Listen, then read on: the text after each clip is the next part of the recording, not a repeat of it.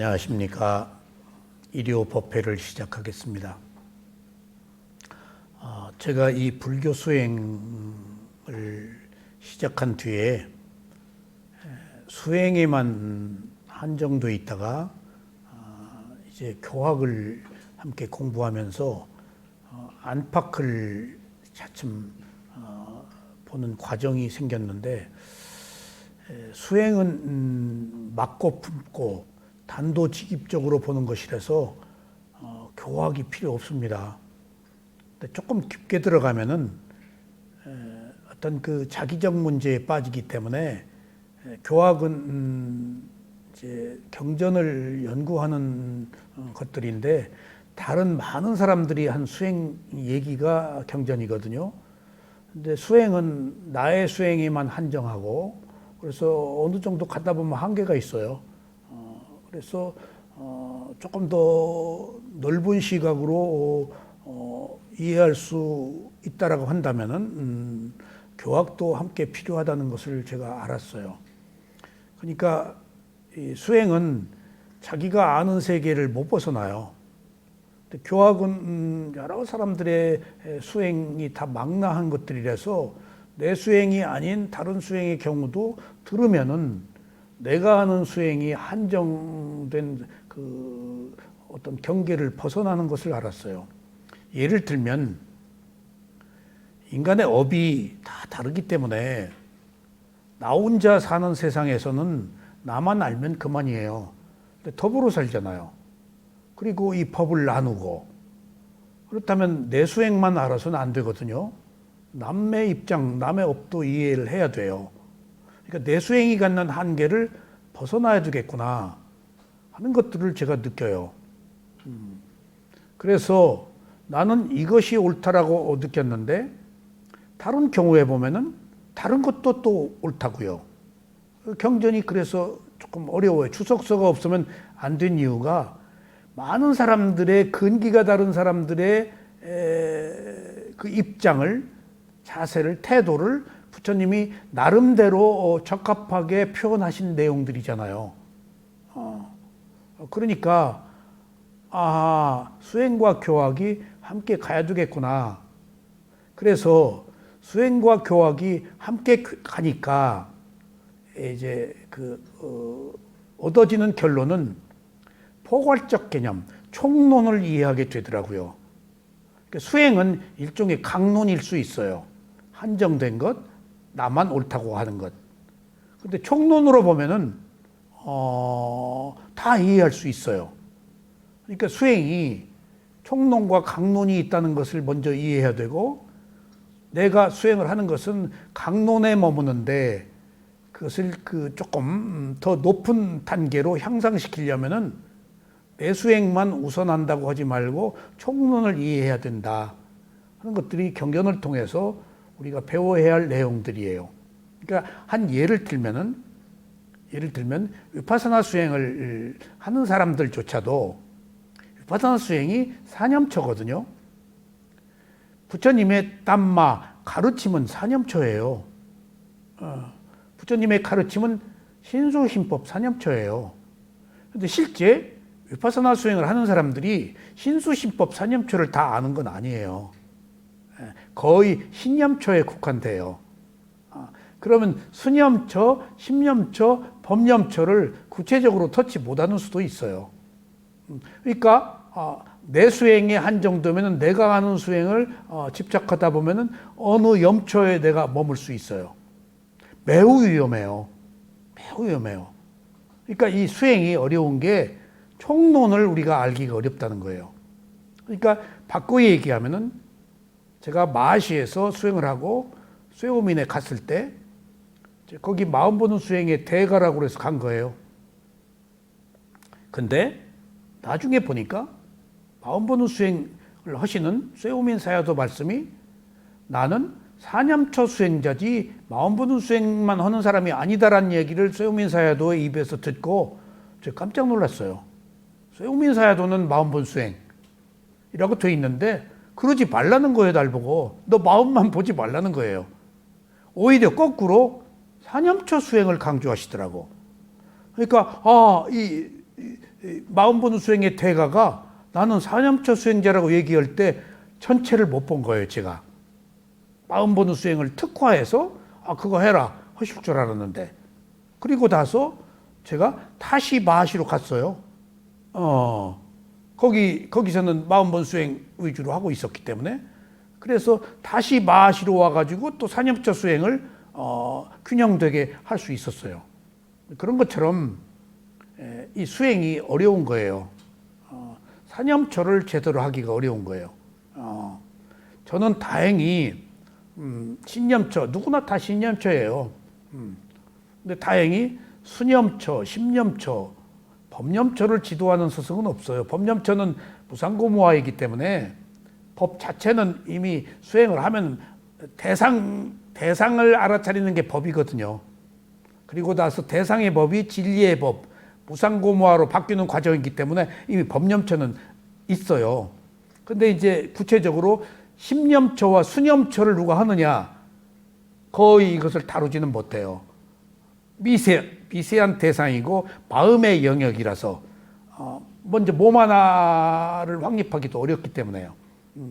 그래서 그런 것들을 놓고 보니까 제가 다행히 느낌 보는 수행과 마음 보는 수행 스승들을 만나서 배웠기 때문에 사념처를 균형 있게 공부할 수 있었던 것이 오히려 총론에 접근하는 어떤 그 계기가 됐던 것 같아요.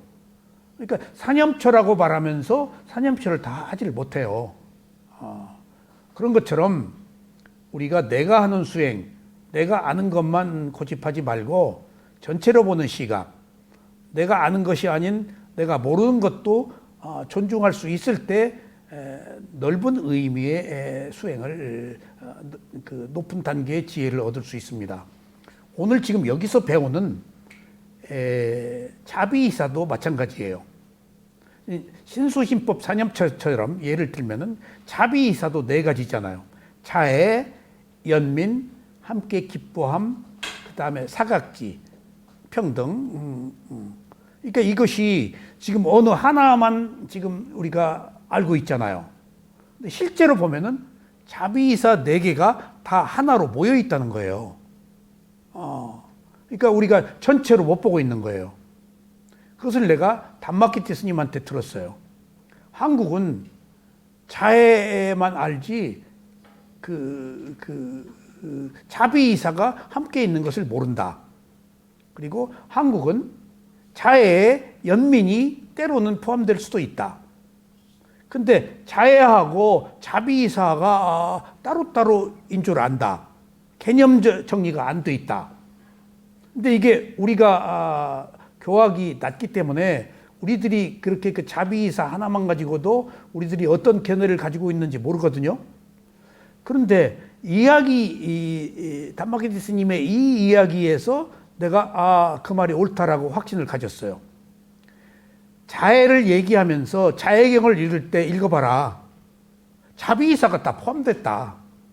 생기지 않은 생명, 또 작은 생명, 큰 생명, 아니 생기지 않은 생명까지도 자애를, 작은 생명까지, 미물까지도 모든 존재들에 대한 그 사랑, 그것은 자비이사를 이미 표현하고 있다. 그러니까 읽어보니까 그 말이 딱 맞네. 그냥 자애경을 읽을 때 그냥 자애 하나인 줄 알았어요. 이 자비이사가 수용돼 있더라고요. 그러니까 거기서도 우리가 무엇 하나를 볼 때 우리들의 시각이 강론에만 그치는데 그 내용은 이미 총론을 포함하고 있다고요. 그래서 스승을 만나야 되는 이유가, 주석서를 배워야 되는 이유가 강론에 멈추지 않고 총론으로 접근하게 하는 내용들이에요. 이게 보니까. 그래서 오늘 지금 자비이사도 자애 뒤에 지금 연민을 계속 공부하는데, 연민은 동정, 이거든요. 근데 지금 사랑이 있고, 사랑을 완성하려면은 동정, 연민의 마음을 가져야 되는 것은 이렇게 포괄적 개념, 총론에 속해요. 그래서 우리가 지금 그 자피, 연민, 동정에 대해서 하나만 생각할 게 아니고 자비이사 연민 비에서 연민 동정 하나만 생각할 게 아니고 연민 동정을 왜 가져야 되는가? 왜 동정해야 되고 왜 불쌍히 여겨야 되고 그래야 되는가 하는 반대급부를 항상 불교는 생각하는 게 총론에 접근하는 거예요. 연민 하나만 있질 않아요. 내가 누구를 동정하고 이렇게 연민의 마음을 가질 때 화를 안 내요. 분노하질 않아요. 슬퍼하질 않아요. 이게 지금 연민 하나만 보면은 강론일 수 있지만은 또 연민의 성냄, 분노, 슬픔, 비탄이 연민을 할 때 슬픔, 비탄이 없어진다는 것이 또 총론이에요. 반대급부로 아는 게. 그래서 우리가 이런 공부를 할 때 그냥 이것이다 라고만 아는 게 아니고 이것이 가진 의미를 전체적으로 조명해야 진실에 조금 더 접근하거든요. 그런 의미에서 우리가 연민을 지금 공부하고 연민의 필요성을 느낄 때 은현 씨, 왜 연민을 가져야 돼? 자애를 보완하기 위해서, 자비이사를 완성시키기 위해서, 그리고 또 다른 의미에서는 연민을 가져야 되는 이유가 탐진치, 자비이사를 갖는 동안, 연민을 갖는 동안에는 성냄이 없잖아. 그런 의미에서 반대급부가 또 있다. 그래서 이게 필요한 것이다.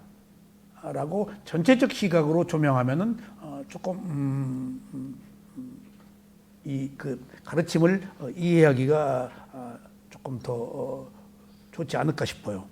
그러니까 우리가 막연하게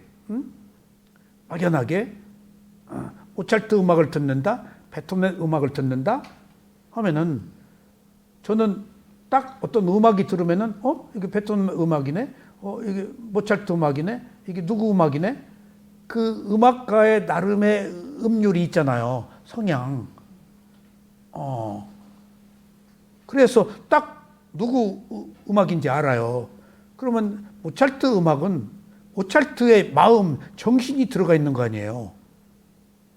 그럼 모차르트의 정신, 마음은 성장 배경, 시대적 환경, 어떤 상황에서 어떻게 자라고 한 것들이 있잖아요. 어떤 때 이 모차르트가 몇 살에 이 음악을 작곡했다. 가령 모차르트 피아노 콘체르토 21번 같은 경우가 제대로 이제 피아노 자기 부모나 형제도 모차르트가 이제 제대로 연주하네, 작곡하네. 확 달라요, 벌써. 어느 시대에 가면은. 그러니까 이제 제가 이 얘기를 왜 하는가 하면은 처음에는 음악을 들을 때 그냥 들었어요. 어거지로 들었어요. 고상해지려고 들었어요, 저는. 클래식이 힘들거든요. 근데 들으면은 내가 뭔가 고상해질 것 같아. 이미 고등학교 때, 그때 제가 시골에서 자라서 클래식 음악을 듣는 사람이 없었어요. 판도 없었고, 음악도 기독교 방송에서 1시부터 몇 시까지 나오는 사악장 하는 데는 딱 기독교 방송에서밖에 없었어요. 그것을 우연히 듣고 어려워. 그런데 그것을 듣는 순간 뭔가 내가 향상된 것 같고 고상해진 것 같고 젠틀맨이 된 것 같아. 은현 씨, 나 어려서 꿈이 젠틀맨이었어. 신사가 되고 싶었어. 노숙한. 근데 지금 신사가 못 됐지만은 딴 거 아니었어. 아주 뭔가를 좀 알고 아는 그래서 뭔가를 바른 이야기를 할 수 있는 사람이 되어야 되겠다는 막연한 거였어. 그러니까 음악도 그렇게 들었어요. 근데 그렇게 듣다가 이제 어떤 음악을 듣는 단계들이 있을 거 아니야. 심지어 제가 사는 지역에서 음악 감상실이 없어서 대전에게까지 기차 타고 가서 음악을 듣고 그랬어요. 그래서 명동에서 르네상스 종로의 음악 감상 그런 데도 제가 드나들고 그랬어요. 예. 근데 옛날과 지금 또 달라졌어요, 제가. 음악의 맛을. 누구다? 하면은 음악으로 안 들어요, 쟤는. 베토벤의 마음을 들어요. 뭘 말하고 싶어 했구나. 이렇게 표현했구나. 이때 이런 느낌이 있었구나. 그러니까 거슬러 올라가서 베토벤 시대로 가서 베토벤의 마음하고 지금 내가 베토벤의 마음을 읽고 있는 거야. 베토벤의 마음을. 모차르트. 특히 그 최근에 드보르작 같은 것은 대단한 작곡가거든요. 미국에서 드보르작한테 그 귀족이 백지수표를 줬어요. 그래가지고 몇 번 초청해도 안 와서. 그래가지고 신세계 교향곡 만들었잖아요. 드보르작이 그 보헤미아 체코 쪽 사람이에요. 그 음악이 대단해요. 그러니까 신세계 하나가 미국 재즈나 있는 곳에서 클래식 음악의 새로운 기초를 연 거예요. 신세계 교향곡이 얼마나 위대해요. 조금 어긋나는 이야기이지만은 이어령 장관이요, 동시대에 최고의 음악가를요 비싼 돈을 주고 계속해서 한국 초청했어요. 작곡 하나 해달라고. 그러면 여기 한국 사계절 뭐 다 구경하게 하고 공력을 그렇게 들였어요. 그러니까 그런 의미에서 이어령 문화부 장관 했던 분이 대단한 앞선 선구자였던 것 같아요. 예술종합학교도 이어령 장관 했을 때 결재해서 줄리아드처럼 음악 학교를 만들려고 그랬거든요. 근데 그게 국회에서 올라가겠어요?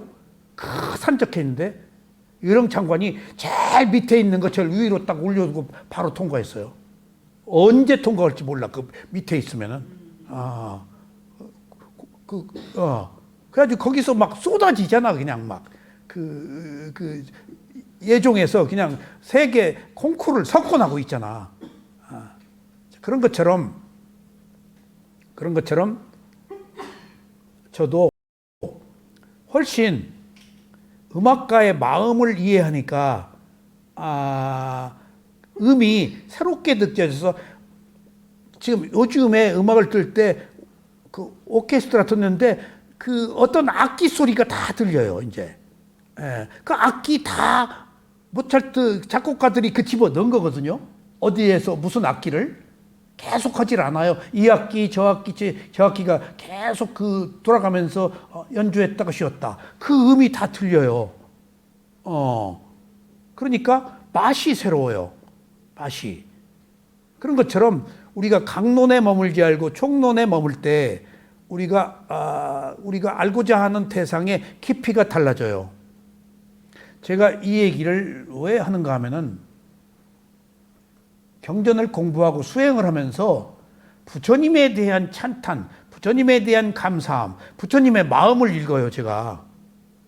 모차르트, 슈베르트 그 마음을 읽듯이. 부처님의 마음이 계속 제가 부처님의 마음을 읽는데 부처님의 깝깝한 마음을 읽어요. 고생하셨네. 그 무지한 세계에서, 신의 세계에서 이 법을 펴야 되는데 언감생식, 언발의 오줌 누기에 이게. 부처님이 이 법을 펴는데 근기에 받게 다 이해하는데 부처님이 아니고서는 이 얘기를 못했을 것 같다. 그러니까 부처님을 어떻게 내가 느끼는가 하면은 부처님이 그 어려운 난관을 뚫고 이해시키기 위한 시대적, 인간적, 나름대로 업을 뛰어넘고 지금 주는 거 아니에요, 가르침을. 다 가르침이 다르단 말이에요, 사람마다. 거기서 내가 느끼는 것이 중요한 게 부처님의 가르침보다도 더 중요하다는 것을 내가 느껴요. 부처님의 마음을 제가 경전 보면서 이해해요. 이런 마음을 가지고 계셨구나. 어려운데. 그런데 부처님의 마음을 헤아리다 보니까 더 중요한 걸 발견했어요. 어떻게? 부처님이 아무리 얘기해도 무슨 소용이에요? 부처님이 필요한 자에게 필요한 것을 주거든요. 그러니까 마음이 열린 자에게 준다고요. 열리지 않은 자에겐 아무리 줘도 소용없으니까 부처님이 굉장히 경제적인 분이에요. 허공에다 대고, 왜 미친 사람이 허공에다 대고 얘기하는 줄 아세요? 미친 사람이 허공에다 대고 얘기를 해요. 한이 맺혀 있잖아요. 해답을 못 얻잖아요. 자기는 장애가 있고. 근데 나름의 스트레스를 해소하고 나름의 해결 방법을 찾는 것이 허공에다 대고 얘기하면 시원하대요. 그렇게라도 해야지. 예. 그러니까 부처님도 그 뛰어난 자애로 대중들의 가르침을 펴서 깨우쳐 주기 하는데 그것이 맞아떨어진 것이 받아들이는 자의 마음의 상태에 따라서 부처님의 마음이 지금 그 완성되잖아요. 그러니까 부처님의 그 어려움을 뚫고 이해시키려고 하는 그 의지, 그 뛰어난 그 자애, 가르침도 내가 그 마음도 보지만은 더 중요한 것은 내가 그것을 받아들이는 마음이 준비가 됐느냐 안 됐느냐 하는 거, 저는 이걸 느껴요. 계속. 제가 그래서 톤 다운을 하는 거예요. 내 기치, 내 의식, 내 견해가 있으면 못 받아들이거든요. 그러니까 얼른 톤 다운을 해요. 부처님의 가르침이 위대하니까 이거 받아들여야지. 결국은 주어도 못 먹는 것은 나 때문이야. 부처님은 주고 계시거든. 근데 내가 가로막아서 못 받아 먹잖아. 그럼 변해야 되는 것은 나야, 부처님이 아니고 결국은 나야. 나로 돌아와야 돼. 그래서 자기 호흡을 봐야 되는 거예요. 결국은 자기 감각기관에 머물러야 되는 거예요. 지금 나를 개선시키려면, 받아들이는 조건을 충족시키려면 남한테 없다고요. 부처님한테 없어요. 그걸 느껴요. 그걸. 부처님이 왜 몸과 마음을 보라고 했느냐. 결국은 아무리 위대한 가르침이 있어도 내가 받아들일 조건이 준비가 안 되면 그 이수나 하나요. 결국은 나의 문제구나. 나의 문제구나. 근데 부처님의 가르침 뭐야? 나의 문제라고 계속 자각시키는 거예요, 부처님이. 너의 문제라고. 부처님이 하는 일은 이게 너의 문제라고 자각시키는 거예요. 부처님 내 문제가 아니고. 부처님은 이미 끝난 분이야. 이미 윤회가 끝난 분인데도 함에도 붓다라는 공덕을 세운 자이기 때문에 이미 받을 게 없고 태어나지 않고 이미 그 원인과 결과가 사라졌는데 뭘 집착해? 함에도 불구하고 많은 사람들을 깨달음으로 인도해 준 것은 낱낱의 그 사랑 때문이잖아요. 그게 붓다의 지혜잖아요. 그래서 결국은 총론으로 돌아와 보니까 결국은 부처님의 가르침으로 내가 받아들일 문을 여는 것이구나. 그리고 내 견해를 유예하고 부처님의 가르침을 수용하는 것이구나 하는 것들을 느껴요. 그 수용의 시작이 자기 호흡 보는 거예요. 자기 호흡 보는 거예요. 그것밖에 없어요. 내 견해에서 벗어나는 것은 내 호흡 보는 순간이야. 내 호흡 볼 때는 내 견해가 없잖아요. 그렇게 시작하는 것이구나. 그 길은 위파사나밖에 없구나 하는 것들을 느껴요. 자, 그래서 오늘 자비이사의 연민, 동정, 또 오늘 또 그걸 한번 공부해 보시겠습니다. 지난 시간에 물질적으로 481쪽인데 그걸 했는데 조금 거슬러 올라가서 한번 해봅시다. 물질적으로 부유한 사람들이 물질적으로 가난한 자들을 동정하고 도와주려고 노력하듯이 정신적으로 부유한 사람 또한 비록 물질적으로 부유하더라도 정신적으로 빈곤한 사람들을 동정하고 그들을 숭고하게 해야 될 의무가 있습니다. 왜? 그러니까 나의 그 깨달음은 남을 도와주는 것으로서 나의 깨달음의 에너지가 충전된다고. 나의 깨달음에 한계가 있어. 이게 힘 약해요. 남을 도와줌으로써 나의 깨달음이 지금 에너지를 받는 거예요. 그러니까 이게 자리이타예요. 나만 있어서는 안 돼요. 남을 도와주는 게 나를 돕는 거예요. 근데 이걸 간과하고 있다고. 이게 이익과 손실에서 가장 중요한 문제예요. 이 이익과 손실을 따져야 돼. 무엇이 이익인지. 남을 돕는 게 나한테 이익이다고. 돌아오잖아. 그리고 내가 기쁘잖아. 남을 도울 때 내가 벗어나잖아. 이걸 모르고 있다고 지금 우리는. 이 세상에서 많은 사람들이 실질적인 정신적 자양분을 필요로 하고 있지만 이것은 쉽게 얻을 수가 없습니다. 왜냐하면 정신적으로 빈곤한 사람들이 물질적으로 빈곤한 사람보다 훨씬 많으며 또한 그들은 부자와 가난한 자들 모두에게서 발견되기 때문입니다. 심지어 빈곤 이상으로 질병이 전 세계에 걸쳐서 지배하고 있습니다. 많은 사람들이 육체적인 질병이 있으며 약간의 사람들이 정신적 병을 앓고 있습니다. 의학은 전자에 대해서 효과적인 치료를 하지만 후자는 그렇게 하지 못합니다. 흔히 후자는 정신병원에서 오히려 쇠약해지는 경우가 있습니다. 지난 시간에 여기까지 말씀드렸죠. 그러니까 바꿔 얘기하면은 나나 남이나 사회적으로 얽혀 있기 때문에 다른 사람이 아니에요. 남의 몸이 내 몸이에요. 남의 마음이 내 마음이에요. 그러니까 남을 위하는 것이 나를 위하는 것이다라고 어떤 내가 생존하는 데 필요한 상호적 어떤 조건하에 우리가 있기 때문에 그것이 깨달음을 얻는데 오히려 더 좋은 동력이라는 거예요. 이게 자비이사 연민의 필요성을 강조한 거죠.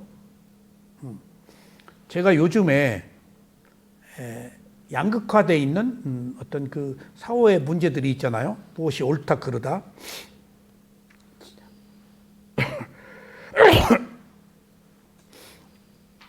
어쩌다가 날씨 보려고 뉴스를 탁 들으면은 딱 어느 당 나와가지고 도리 입씨름하는 거예요. 그럼 딱 가버려. 또 딴 데다가 또 딱 하면 거기도 마찬가지야. 서로 옳다 그러다. 왜 흑백놀이야 이거. 사람들을 더 극단적으로 몰고 더 치성을 나약하게 하고 싸움을 부추기고 분노를 일으키게 하는 것들이에요. 그리고 거기에 때로는 지식인들도 나와요. 지식인들이라는 게 무슨 양쪽에 있더라도 교수들이 있잖아요. 교수들이 나와가지고 여러분들 어느 지위에 오른 사람들 정치인 경우 은현 씨 어느 타이틀 가지고 있지? 어느 정치인이야? 한번 그 경력 가서 프로필 봐봐. 다 박사요. 다 교수였어. 한국 박사 아니야, 미국 박사야. 석 박사들. 어떻게 저런 사람들의 학문을 한 사람들에 비해서 저런 극단적인 얘기가 나오지? 농담 아니야. 찾아봐. 석사, 박사 받은 사람들이야. 학문이 뭐야? 아까 교학 얘기했지만은 학문이 오히려 더 사람들의 지성을 나약하게 하고 우매하게 하네? 그러니까 목숨 걸잖아, 이론 투쟁할 때. 이게 뭐야? 학문이라는 게 뭐야? 요즘에요. 깜짝 놀랐어요. 학교에 무용, 음악, 뭐 이런 거 시간이 얼마 없다네. 전부 입시 위주로. 인성교육이, 어느 순간에 우리가 알곡만 얻으려고 그랬어요. 알곡만. 땅이 풀이 없으면은 땅이 죽은 땅이 돼버려. 풀이 다 박테리아를 일으키고 개미나 지렁이 다 일으키고 살아있는 땅이 돼. 지금 땅에 풀 잡초를 다 제거해 버렸어. 그냥 좋은 대학교만 들어가게 하게. 이런 교육이 이게 지금 위험하네 하는 걸 느꼈는데 오늘 또 라디오를 딱 듣다가 보니까 학교 급식하는 사람들이 지금 뭔가를 하고 무슨 인정해달라고 급식하는 사람들의 뭘 해보니까 몇 프로가 다 폐 질환이 있다네. 급식에서 가스가 그러니까 급식 그룹에서 무슨 인정해달라고 보험에서 인정하는 게 있는가 보지?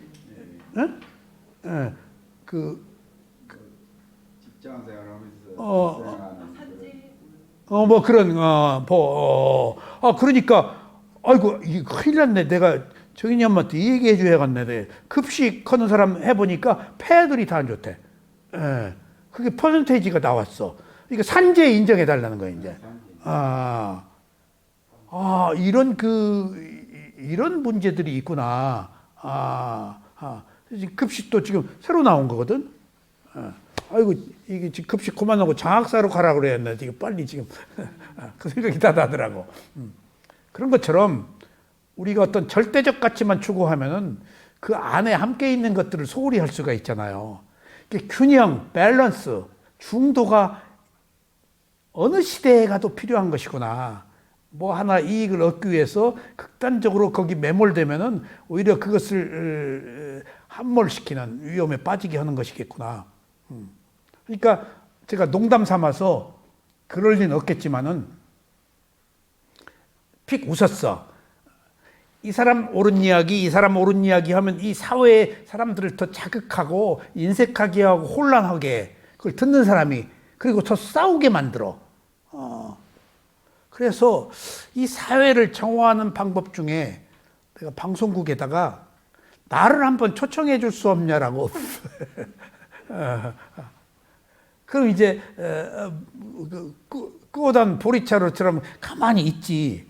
그럼 이 사람한테 물어보고 이 사람한테 물어보고 그러면 이제 가만히 아무 말도 안 하고 있는 사람한테 선생은 어떻게 생각하시오? 라고 한번 물어보게 지금.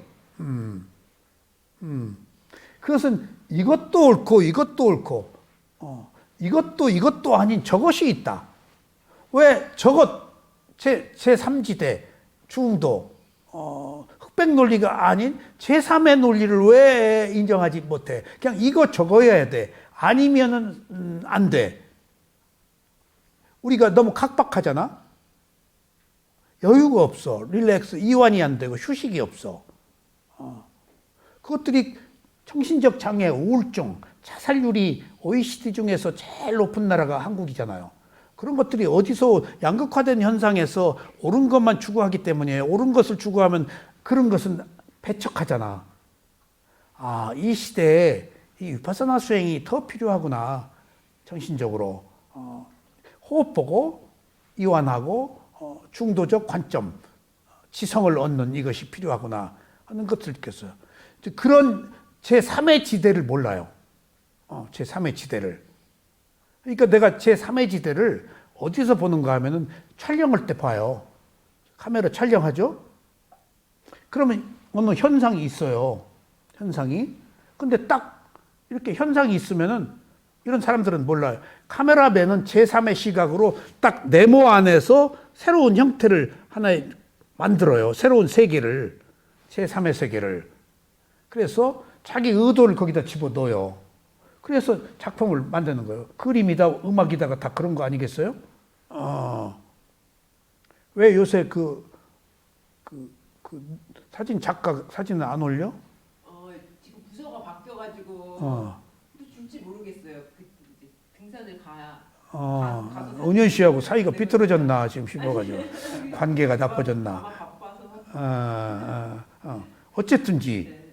그런 것처럼 우리가 가고 있는 길이 그 양극단이 아닌 제3의 시각이라는 것, 이것만이 우리가 괴로움에서 벗어날 수 있다는 것, 그런 의미를 여기서 계속 강조하고 있는 거예요.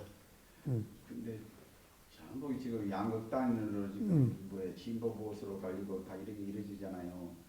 그거는 이제 무슨 방송 이런 것은 시청자의 몫으로 남겨놓는데 그런 이 균형적인 그런 시야를 가질 수 있는 그런 지성인들이 그런 활동이 되고, 예를 들어서 무슨 좀 이름이 있는 뭐 목사님, 스님들 또는 뭐 신부님들이 그런 흐름을 주도를 해야 되는데 그런 게 없어요. 지금 전부 양극단으로 가요.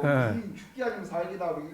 중도라는 게 별로 균형을 지향하는 그런 이 운동이나 이런 게 전혀 없어요. 그러니까 상당히 위험해지는 것 같아요. 이제 갈수록 그러잖아요. 세계 미국도 그렇고. 그러니까 세계적인 흐름이에요. 이상 양극단으로 가는 게 박사님. 말법 시대라서 그런가?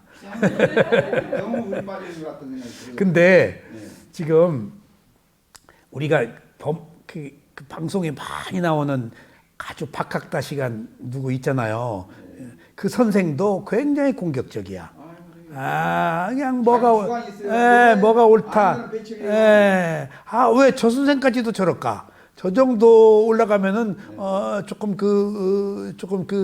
균형이 잡힌 시각을 얘기할 수 있까. 근데 제가 그런 의미에서 지식인의 허구를 봐요. 그런데 딱 얼마 전에 천류를 느꼈어요. 서울대 영문과 나오신 백낙천 교수가 진보의 대부안이에요. 공개적으로 얘기를 해서 미안하지만은 TV에 한번 나오셨더라고. 근데 그 진보의 보수로 나왔어. 근데 다 누구를 깎아내리는 시기에. 근데 그분이 깎아내리라고 진보의 보수니까 그러니까 그리고 나왔는데 그렇게 부드럽게 유연하게 공격적으로 얘기를 안 해. 그러면서 이제 그런 자꾸 아나운서가 멘트를 물어내고 있는 거야. 좀 과격한 얘기를. 근데 은유하게 표현하더니 그분이 창작가 비평 만들었잖아요.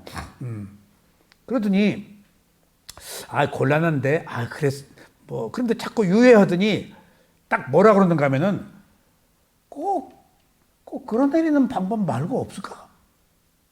제가 깜짝 놀랐어요. 꼭 끌어내리는 방법 말고 없을까? 그러니까 자기 그 정서에 안 맞았던 거야. 그러니까 그 아나운서가 왜 그러세요? 왜 그러세요라고 이제 끌어내려고 그러는 자꾸 그러니까 창피하잖아. 거기서 지식인의 고뇌를 느꼈어. 창피하잖아. 또 올려놓고 또 끌어내리고 또 올려놓고 이게 무슨 어린애 장난이야. 다 투표로 됐는데 또 똑같이 그 수준이나 그 당선시킨 사람이나 끌어내린 사람이나 지금 양극단 아니야. 하여튼 찍었잖아. 그래서 당선됐잖아. 근데 또 반대 세력이 끌어내리잖아. 그 사람의 행위를 떠나서. 근데 결과적으로 치고받고 하는 거 창피하잖아 이거. 그게 지금 우리들도 창피하고 외국도 창피한 거야. 그게 지식인의 양심인 거야. 저 선생님이 그래도 나름대로 이 시대를 앞서서 막 구호를 외치지 않고 정신세계에서 이끄시는 분이거든. 저런 분이 이 시대를 그래도 이끌어 가시는구나. 응? 그런 목소리 많이 나와야 되는 조규재 누구야 있잖아요 보수 농구. 그 사람들이 요즘은 이렇게 긍정적으로 평가하잖아요. 그런 안목을 갖는 게 질린 거야, 질린 거야 이제. 그쪽 많이 나와야 되는 다 앞서서 얻은 사람인데 극단이 질린 거야 이제. 그거를 목소리를 내는 사람이 없어요. 한쪽으로 그냥 극단으로만 가지. 그게 좀 요즘 좀 안타까운 점. 그래서 우리가 이 수행으로 내 몸과 마음이나 정화합시다. 알았지? 은현 씨 몸과 마음을 정화해서 건설회관을 다 정화해. 자, 이 두 개의 질병에는 원인이 있습니다. 동정심이 있는 사람들은 이들의 효과적인 치료를 바란다면 그 원인을 제거하도록 관심을 기울여 줘야 합니다. 아셨죠? 정신병이에요. 두 개의 양극단이. 많은 국가에서 인간뿐만 아니라 동물의 질병을 막고 치료하기 위해서 여러 가지 효과적인 방법들이 사용되고 있습니다. 부처님께서는 아픈 피구를 손수 돌보는 모범을 보이면서 제가자들에게 매우 중요한 말씀을 해주셨습니다. 부처님이요 아픈 것 그리고 안바빨라 딸이 아들이 주치의했지. 지아까 안바빨리 딸 아들이잖아. 그러면 주 아버지가 왕이었을 거야 아마. 핀비사랑. 근데 부처님이 아픈 것이 경전에 그대로 다 노출돼 있잖아. 안 뺐다는 거야 아라한들이. 경전 결집하는 사람들이. 그래서 부처님이 아팠다는 얘기 나오면 난 기분이 좋아. 한 인간의 모습으로 왔기 때문에. 아니, 그냥 동병상련을 느껴. 급전이 더 위대해 보여. 아픈 거 숨긴 거보다. 그래서 내가 천안 호두마을에서 사념초 수행을 해달라고 그래가지고, 벌써 몇십 년 전이네, 선거사가. 그래서 제가 가서 처음을 할 때, 그때 5, 60명 왔나? 제주도, 부산 이런 데서 다 왔어. 그때만 해도 날렸네. 내가 아바타, 관음법문 그런 여러 가지 수행을 했잖아. 그래서 아바타, 관음법문, 기 그런 얘기를 했어요. 비난하려고 해서 한 게 아니고 불법성 삼보에 대한 얘기를. 균형이 필요하다. 그리고 뭐가 옳다 그러다 하지 말고 전체적인 시각으로 보자. 내가 아바타도 했고 뭣도 했고, 그래서 그 수행 방법들이 가지고 있는 문제들을 지적했어. 비난한 게 아니고 보완하기 위해서. 근데 거기에 아바타 마스터 2명이 왔던가 봐요. 내가 한국에서 아바타 처음으로 이제 한 사람이에요. 취산 선생이 들여온 것을 미국에서 들여와가지고 해리 팔머가 한 걸, 아니 딴 사람이 했구나. 그래서 나는 이미 초기에 아바타를 한 사람이거든. 그리고 위파사나로 넘어왔다고. 그 뒤에 관음법문으로 갔구나. 청해모 상사. 그 다음에 위파사나로 넘어. 그런 일련의 과정들이 있었어. 근데 마스터 2명이 딱 질문을 하더니 막 대드는 거예요. 아바타 나쁘게 얘기했다고. 근데 난 나쁘게 얘기 안 했는데 이분이 벌써 흥분해 버렸어. 남자 여자 하나. 보니까 마스터였던가 봐. 2박 3일 수행 코스인데 내가 거기서 딱 뭐라 그런 줄 아세요? 잘못했어요. 용서해 주세요. 그 사람들이 공격하니까. 근데 변명 안 했어요. 잘못했어요. 용서해 주세요. 그러니까 풀어졌지? 나는 미얀마에 수행하고 온 사람이라서 누가 비난을 했어도 하등에 걸리지 않아요. 갔다 오면은 한 3개월 동안은 벨 소리를 다 들어도 다 3개월 지난 데부터 좀 기분이 나빠. 그게 또 가는 거예요. 애들도 아무 문제 없다가 3개월 뒤부터 애들 때문에 화가 나. 그리고 3개월 뒤부터 예쁜 여자가 보이는 것이 이게 문제예요. 이제 또 예쁜 여자가 보이네. 그 전에는 예쁜 여자가 안 보여요. 그러니까 이게 3개월이 막 못 견디겠는 거야, 내가. 못 견디겠는 거야. 못 견뎌서 또 갔어요. 견디기 어려운데, 그런 거예요, 이게. 근데 지금 내가 이 얘기를 왜 하는가 하면은, 그 이튿날, 남자는 안 나오고 여자는 나오는데 방에서 안 나와. 3일 동안 안 나와, 남자는. 한 번도 그 뒤에 못 봤어. 근데 안 갔대, 내가 쓱 물어보니까. 근데 수업 시간에 나오질 않아. 근데 여자는 나오는데 고개를 받고 있어. 고개를. 그러니까 뭔가 이야기해놓고 걸린 거예요, 자기가. 이게 나왔다는 사실은 또 들을 필요가 있었기 때문에 나왔겠지. 위파사나 사념초 수행을 한국에서 얘가 처음 강의를 했으니까. 근데 더 재밌는 일이 생겼어. 내가 잘못했습니다. 용서해 주십시오라고 빌은 것 때문에 나한테 반한 사람이 생겼어. 알아본 사람이 생겼어. 그것이 경주에 있는 포항제철 전문 부인이에요. 그 수행을 하러 왔는데 거기서 반했대요. 잘못했습니다. 용서해 주십시오. 나라는 것이 없었기 때문에 잘못했습니다 하지. 이거 가장 아니야.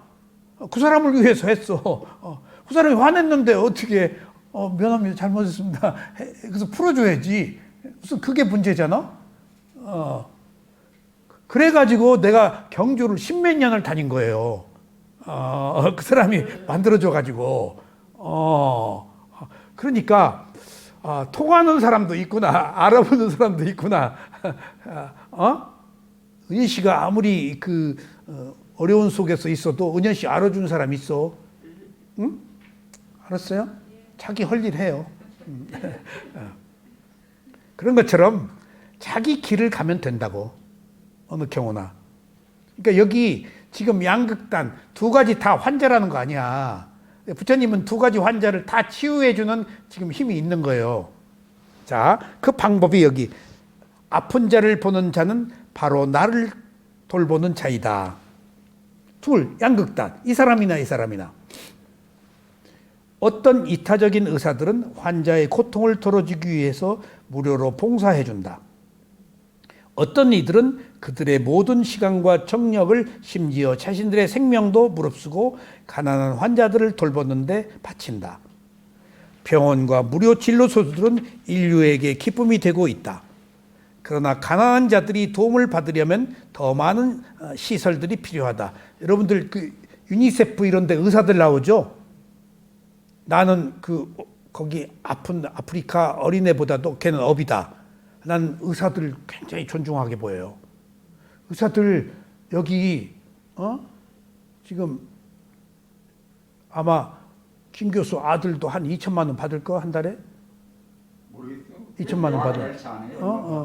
2천만 원 받아 개인병원. 모르겠어요. 그리고 전문의들이 병원으로 가면은 1,000만 원 조금 넘어. 병원은 종합병원에는 낮아요. 교수들이 낮아요. 한 그 전에 말했던 7, 800. 1,000만 원 이하. 근데 저기 우리 그 의사 있잖아. 네. 제중인가 뭐. 아니 재생병원. 네, 재생. 쓱 물어보니까 내가 한 달에 3, 4억 벌어준대. 근데 1,000만 원밖에 못 받는다 그러더라고. 그래서 그럼 옮기지? 그랬더니 여기가 안정돼서 여기 있다고. 개인병원 하면 2천이래. 그러니까 그런 그 의사 페이를 내가 보고 유니세프에 나온 의사들은 가난하게 돕고 있잖아. 대단하죠. 저 사람 공덕 쌌네. 저 사람 공덕 쌌네.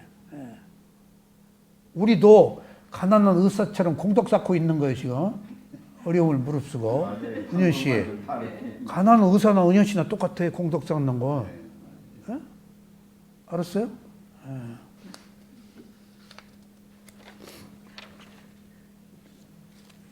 후진국에서 가난한 자들은 의료시설이 부족해서 고통을 겪고 있다. 환자는 가장 가까운 병원이나 의료시설에 가기 위해서 큰 불편을 겪으면서 수마일이나 가야 한다. 때때로 그들은 중도에서 죽는다. 임산부는 더 큰 고통을 겪는다. 후진국에서는 병원, 보건소 등 치료시설이 무엇보다도 필요하다. 비천하고 빈곤한 사람들은 부유한 사람들이 동정을 받을 만하다. 여기서 담마키트 스님이 얘기를 하셨죠. 한국 사람들은 무상을 모르고 스리랑카 사람들은 무상을 안다. 한국 사람들은 병원 가면은 주사 빵 맞고 약 먹고 싹 고통이 사라져서 무상이 사라지는데 스리랑카 사람들은 병원 가도 대기하다가 죽고 약도 안 주고 죽고 그냥 병원 가는 길도 멀다. 그건 고통이 있어서 거기는 무상이 있다. 우리는 고통이 빨리 없어지니까 무상이 없다. 나 그거 깊게 생각했어요. 그러니까 우리들이 환난병고 고통이 있다는 것은 어느 의미로 깨달음으로 가는 무상을 할 수 있는 무상고마를 할 수 있는 기회인 것이 분명해요. 그걸 못 보는 거예요. 괴로워 죽겠네만 하지. 괴로움을 통해서 실제로 실제로 짧은 인생, 긴 인생, 괴로움. 저는 해맑은님 그 땅 문제도 이 생에서 내 업의 한계다. 짧은 순간에 그게 오건 안 오건 그게 중요한 게 아니다. 해야 내가 잠을 자지. 그렇지 못하면 잠 못 자요. 이 선언을 위해서 얼마 동안 고생하면서 그거 하나 믿고 가지고 있었던 거거든. 온갖 문제들 이겨내고 뭔가 희생, 고통, 정말 유니세프 10,000원 하나를 못 줬다니까. 돈 좀 생기면 좀 주자고. 줄 건 많아. 그거 하나를 왜 줄 수도 있었는데 오지랖 넓게 내가 뭔가 바라는 것 같아서 그 마음을 몇 번 다잡았어요. 그러고도 결과가 이런 것들도 업이다. 그것이 나를 위해서 필요한 견해예요. 무슨 방법이 있어요? 무슨 방법이 있어? 목사님, 제가 그 이제 처음에 이런 베푸는 마음을 가졌던 계기가 그 직장생활에서 그 10,000원씩 그 어린 그 홀로 된 아동 돕기 그런 게 있었거든요. 그게 제가 90년도 초부터 시작했었거든요. 그거 하면서 마음에 그런 이 바뀌었어요. 그러니까 위안을 얻고 주려는 마음이 점점 커지더라고요. 그러니까 감사하고 예, 지금은 이제 좀 더 많이 베풀고 그런 마음으로 이익을 본 거예요. 예, 계기가 근데 그게 내가 공덕이 있어서 그런 견해를 가진 거예요. 그러니까 의도야. 예. 결국은 어떤 의도를 갖냐야. 이게 하찮아 보인도 일종의 상당히 혁명적인 제 마음에 했는데는 사건이었어요. 근데 선처가 뭐야? 수가띠. 예. 악처가 뭐야? 두가띠. 두카 그 두자가 좀 안 좋은가 봐. 두가띠 두카. 그러니까 의도야. 의도야. 의도가 업이잖아. 그게 마음이야. 마음이 이끈다는 게. 그러니까 호흡 보아야 선한 의도가 생기는 거예요. 없는 호흡을 그 의도를 낼 때 호흡 볼 때 이제 악업이 제어되는 거예요. 성업의 뿌리 근기가 생기고. 그러니까 기본은 호흡 알아차리는 거예요. 그러니까 이걸 몰라요. 수행으로부터 시작해야 그 단초, 기초는 마라톤 스타트 라인에서 레이스 하는 것이 호흡 보는 거예요. 그 다음에 또 이번 호흡 봤지? 이번 시간에 수행했지? 어느 상태에 갔지? 다음 날 수행할 때 똑같이 스타트 라인에 서 있는 거예요. 새로 시작하는 거예요. 이게 수행의 핵심이에요. 이런 인식을 갖기 위해서 무상이라는 것이 전제가 되지 않으면 안 돼요. 갔다고 생각하거든. 내가 수행을 했다고 생각하거든. 매번 스타트 라인이야. 매번. 바통이 불란서 말이야. 불란서 사람이 IOC 만들었는가 처음에? 그 스포츠 용어에 바통 찾아보니까 부르더라고. 바통 터치가 새로운 사람이 받는 거예요. 새로운 사람이 받는 거야. 자기 가지고 끝까지 못 뛰어. 다음 마음에 바통. 그런 것처럼 우리는 새로라는 것을 모르기 때문에 수행하다가 안 되면 짜증을 내는 거야. 새로 시작하는 거야. 그게 7청정과 16단계의 지혜에서 그 도과라는 것의 마지막 하이라이트의 답은 새로 시작하는 거다. 수다원? 다음에 수다원 아니야. 그 순간에 수다원이지. 근데 우리는 인식하고 있잖아. 내가 했다? 그게 아르말이에요. 아르말이에요. 그게, 새로 해. 그러면은 발전하는데 내가 뭐 알았다. 그러니까 수행에서는 계속, 수행이 교학보다 조금 우선하는 것은 그런 과정에서 또 수행이 안 되니까 지금 꼬리를 내리거든. 또 수행이 안 되니까. 그래서 이게 좀 톤다운이 되는데 교학은 톤다운이 안 된다고, 지식은. 남이 한 얘기를 기억해서 주장하잖아. 이게 내 얘기처럼. 그런 차이는 있어요. 자기 것이 아니잖아. 지혜는 자기 것이 체득이 돼 있지만 지식은 안 돼. 그래서 하인이나 일꾼들이 급료를 잘 받지 못하고 잘 먹지 못하고 잘 입지 못하고 학대받는 경우가 하다하다. 그들에게 정의는 결코 주어지지 않는다. 그들의 힘은 무시되고 그들은 무시되고 힘이 없다. 따라서 아무도 그들을 위해 변호해 줄 사람은 없다. 어떤 예외적인 경우에는 비인간적인 잔인한 행위가 공공연하게 받아들여지고 있다. 단지 많은 경우가 알려지지 않았을 뿐이다. 이 불행한 사람들은 마치 돼지가 모든 고통을 침묵으로 받아들이듯이 얌전하게 고통을 받아들일 뿐 달리 선택의 도리가 없다. 그들은 절망적인 상태에서 그 고통을 참을 수밖에 없게 되었을 때 자살을 시도한다. 황 선생님, 구나라타 스님이 글 잘 쓰시죠? 이분이 대단한 분이에요. 이 글이 전체적으로 보면은 스리랑카 사람들의 그 마인드 같아요. 그리고 담마키티 스님도 못지않아요. 담마키티 스님 아르마리가 이분이 전반적으로 깊게 사유하고 있는 것이 부처님의 니까야를 바탕에 깔고 있기 때문에 그런 바탕에서 사고했던 것 같아요. 그러니까 매우 중도적 입장에서 디테일한 것들, 아주 밑바닥에 있는, 부처님이 다 밑바닥에 있는 것들을 다 드러내서 본 거 아니야. 그런 감성과 이성이 함께 있는 것들을 균형되게 다 쓴 것 같아. 이 책 원고가 보통 원고가 아니에요. 그걸 구나라탄 스님 그래서 내가 느껴. 엊그제 내가 무상에 대해서 느끼고 있는 것을 엊그제 또 읽으면서 내 얘기를 여기다 다 썼네? 그러니까 전율이더라고. 똑같은 거야, 사람은. 똑같은 거야. 그걸 꺼내느냐 못 꺼내느냐 하는 문제야. 부처님이나 뭐나 똑같을 이유가 뭐 있어? 인간이기 때문에. 인간은 인간의 한계, 인간의 범주, 인간의 어떤 조건들을 가지고 있어. 소는, 인간은 똑같아. 그걸 아느냐 모르느냐의 문제지. 응? 그러니까 우리가 성현의 말을 듣고 훌륭한 스승의 가르침을 듣는 것은 똑같이 경험하는 것을 끄집어내서 확인하는 거예요. 그리고 어디로 가야 될까를 아는 거예요.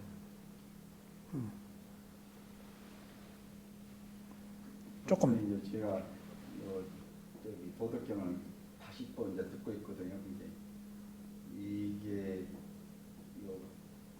몰라서 듣는 게 아니라 더 확실하게 그거를 객관하게 더 자기 이해가 되게끔 하는 그러니까 그런 의미가 있더라고요. 노자 내 수준의 노자지 노자 수준의 나는 아니잖아. 한 번 듣는 거하고 두 번 듣는 거하고 네. 완전히 다르지. 달라져요. 그러니까 내 수준이 겹이 자꾸 벗겨지는 거예요. 예, 몰라서 듣는 게 아니라 알고 또 더 두께를 더 두껍게 하는 그 지혜 폭을 그러니까 있더라고요. 사실은 매일 읽어야 돼. 맞아요. 그러니까 매일 달라. 저게 무슨 저는 이제 다도를 해가지고 맨 법사님 쳤거든요. 야 이것보다는 진짜 좋은 책 한 권 놓고 계속 반복하는 게 그게 더 이 의미가 있다는 생각이 들어요, 법사님. 근데 한 번도 한두 번 안 봐보거든요. 이게는 아닌 것 같다. 좀 근데 조금 전 사람들 보면 계속 그 책을 막 수십 번 막 읽는다잖아요. 야 이게 맞나? 근데 수십 번 읽는 것도 좋고 네. 아는 사람이 얘기해 줄 때 영감이 더 떠올라요. 그것도 자기가 읽는 것은 지금 감각기관을 막 작용해서 하는데 지금 아는 사람이 법물 때 귀만 듣잖아. 다른 거 쉬고 있잖아. 그러면 영감의 에너지가 증폭돼요. 얘기 들으면서 읽으면서도 들어. 읽으면서도 생겨. 근데 읽을 때는 눈, 손, 오감이 다 작동하는데 들을 때는 지금 조금 편하잖아. 소리 귀로 듣잖아. 그러니까 자기화가 비쳐서 영감이 더 떠올라. 그런 걸 그러니까 여기 와서 법문하시는 스리랑카 스님들 들을 때 난 영감이 막 떠올라 그냥. 너머의 문제. 그러니까 읽고 듣고 자기가 해야 돼. 문사수를 해야 돼. 문사수. 그게 부처님 그게 핵심이더라니까. 그러니까 문사수를. 문해가 문제여서 스리랑카로 쓰다 마야 빠냐띠 빠냐. 그다음에 생각하는 것은 찐다 마야 빠냐. 그다음에 수행 것은 바와나 마야 빠냐. 이 스리랑카 용어가 그러더라고요. 부처님 가르침이 그러니까 문사수야. 문사수. 예, 그거를 이루어졌다고 하더라고요. 쭉 나갑시다. 악하고 잔인하고 무지한 사람들은 육체적으로 고통받는 사람보다 더 동정을 받을 만하다. 악하고 잔인하고. 은현 씨 이거 한번 읽어봐. 악하고 잔인하고 무지한 사람들은 육체적으로 고통을 받는 사람보다도 더 동정을 받을 만하다. 왜냐하면 그들은 정신적으로 환자이기 때문이다. 우리는 그들을 비난하거나 경멸해서는 안 되며 그들의 잘못과 어리석음을 불쌍히 여겨야 한다. 어머니가 모든 자식들에게 똑같은 동정심을 갖고 있지만 어머니는 아무래도 아픈 자식에 대해서 더 긍정적으로 관심을 가질 것이다. 마찬가지로 큰 동정심은 정신적으로 아픈 자들에 대해서 쏟아야 할 것이다. 왜냐하면 그들의 병은 자신의 인격을 파멸시키기 때문이다. 예를 들면 부처님께서는 창녀 암바빨리와 살인자 앙굴리말라에 대해서 큰 동정심을 갖고 있었고 둘 다 나중에 부처님의 제자가 되어서 다시 자신의 인격을 올바르게 형성할 수 있었다. 우리는 어떤 사람이 아무리 사악해도 그의 마음 깊은 곳에는 위대한 선함이 내재되어 있음을 알아야 한다. 어쩌면 어떤 순간에 가슴에 와닿는 한마디의 말이 그 사람의 모든 삶을 바꾸어 놓을 수도 있다. 아소카 왕은 너무나 많은 죄를 저질렀다. 그 결과 그는 사악한 아소카라고 낙인이 찍혔다. 그러다가 어느 날 신참자 수도승이 근면은 죽음 없는 곳으로 가는 길이다 라고 한마디 언급한 것에 큰 심적인 변화를 일으켜서 나중에 진리의 아소카가 되었다. 부처님의 충고는 어리석은 자를 사귀지 말라는 것이었다. 하지만 이것은 선한 자들이 어리석은 자들을 일깨우기 위하여 사귀는 것까지 금한 것을 의미하지 않는다. 사람들은 전염병으로 고통받는 사람들을 피한다. 그러나 동정심이 있는 의사는 그 병을 고치기 위하여 그들을 돌봐준다. 그렇지 않으면 그들이 죽을지도 모르기 때문이다. 똑같은 면에서 볼 때 만약 선한 사람들이 사악한 사람들에 대해서 아량이 있고 동정적이 아니면 그들은 정신적으로 죽을지도 모른다. 일반적으로 부처님께서는 가난하고 무지하고 사악한 자들을 찾아다녔다. 그러나 선하고 덕 있는 사람들은 부처님을 찾아왔다. 자애로운 마음과 마찬가지로 동정심 또한 말 못하는 짐승과 수정란을 포함해서 모든 고통받고 무력한 존재들에게 널리 확대해야 한다. 계층, 인종, 민족 때문에 인간의 권리와 특권을 부정하는 것은 비인간적이고 잔인한 것이다. 동물을 죽이거나 또는 그들을 죽이게끔 해서 동물의 고기로 향연을 베푸는 것은 인간적인 동정심이 아니다. 하늘 위에서 폭탄을 퍼부어서 수백만의 남녀노소를 잔인하게 학살하는 것은 어리석은 인간이 저지르고 있는 최악의 잔인한 모습이다. 오늘날 인정이 메마르고 복수심에 가득 찬 세계는 잔인한 무기의 제단 위에다 지구상에서 가장 귀중한 목숨을 제물로 바쳐서 희생시키고 있다. 도대체 동정심은 어디로 도망쳐 버렸을까? 오늘날 세계는 지구상에서 폭력과 잔인성을 추방하기 위하여 동정심이 많은 사람들을 필요로 하고 있다. 여기서 유의해야 할 것은 불교의 동정심은 단순히 불쌍한 생각이 들어서 눈물이나 흘리는 것이 아니다. 오히려 감정적인 슬픔은 동정심의 간접적인 적이다. 동정심은 모든 고통받는 존재들을 포용하며 반면에 자애심은 행복하거나 슬픈 것에 관계없이 모든 살아있는 존재들을 포함한다. 우리가 일반적으로 알고 있는 자비는 바로 이 둘을 합한 용어이다. 네, 수고하셨습니다. 제가 그 위파사나와 통찰지의 원고를 쓰는데 마지막 3개 남았거든요. 한번 올리면은. 근데 그 마지막 부분에 도과를 얻지 못하고 얻었다고 하는 사람, 착각하는 사람, 알고도 주장하는 사람, 또 긴가민가한 사람, 진짜 얻은 사람, 유형을 이제 4가지로 분류를 했는데 스승들의 가르침인즉슨 간첩을 색출하기 위해서 분류한 게 아니고 잘못 나간 사람들을 도와주려고 분류를 했더라고. 지금 뭔가 이게 도과를 얻지도 못하고 얻었다고 하는 사람들이 잘못된 길로 가고 있잖아. 그런 자애심으로 그 사람들이 밝은 곳으로 와서 바른 수행을 하도록 안내하기 위해서 그런 분류가 필요하지.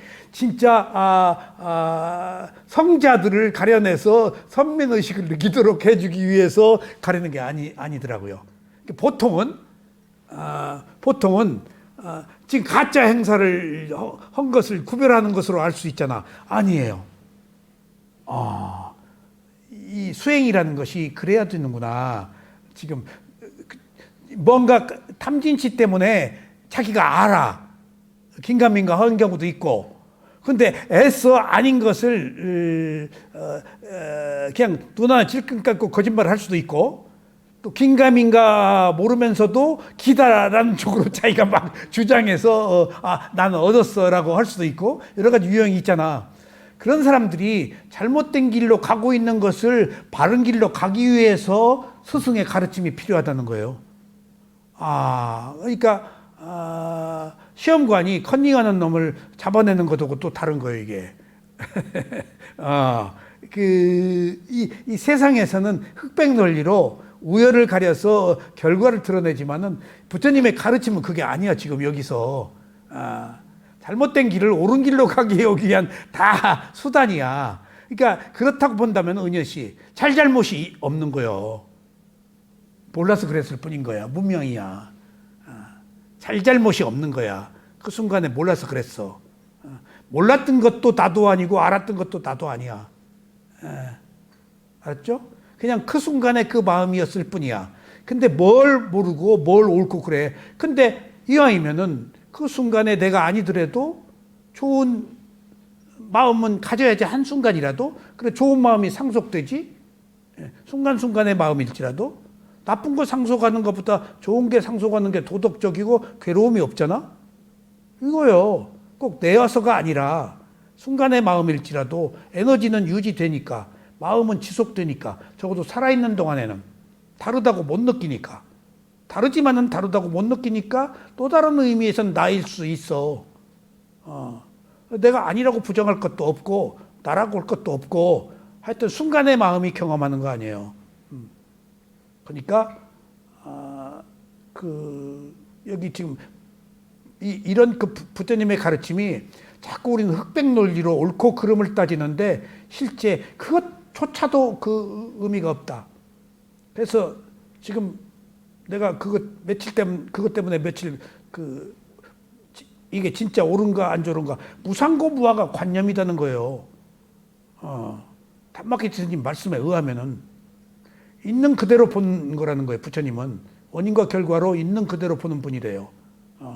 그럼 있는 그대로 보면은 무상하다, 괴로움이다, 무하다라고 할 것이 없다는 거예요. 그 자체가. 근데 무상 그러면 지금 애써 무상을 강조해서 크로스업 시켜서 지금 없으니까 지금 강요, 그것 자체가 관념이라는 거예요.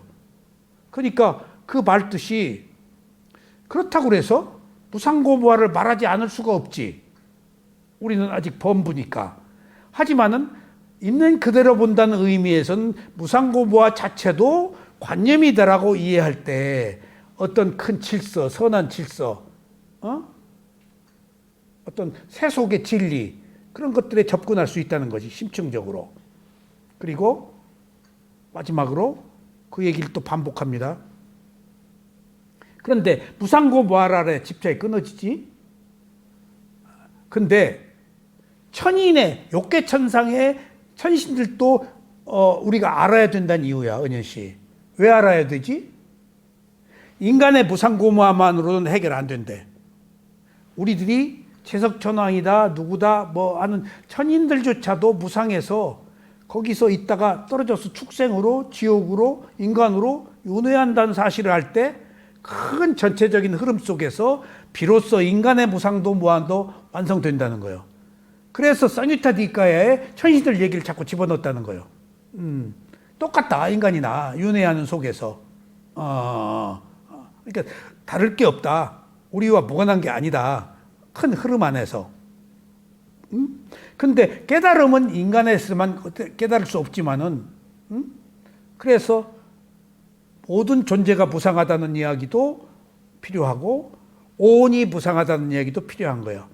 전체로 볼 때는 큰 흐름 안에서 우리가 그 바른 견해를 갖지, 모든 게 무상하다고 그럴 때 무상이 이해가 되고, 그리고 완전히 무상으로 깨달음을 얻으려면 나의 무상을 알 때, 그래서 이게 관념의 무상과 실제의 무상, 세속의 무상과 출세간의 무상, 이런 것들이 함께 가는 게 불교의 가르침의 핵심이구나. 세속과 출세간이, 관념과 실제가. 실제를 표현하기 위해서는 어차피 관념이 있을 수밖에 없잖아요. 아니 관념 말 없이 뭔 뜻인지도 모르는데 어떻게 실체를 압니까? 일단은 그러니까 관념적으로 말을 접근해야만이 실체를 알 수가 있는 거예요. 그러니까 이제 결론적으로 요새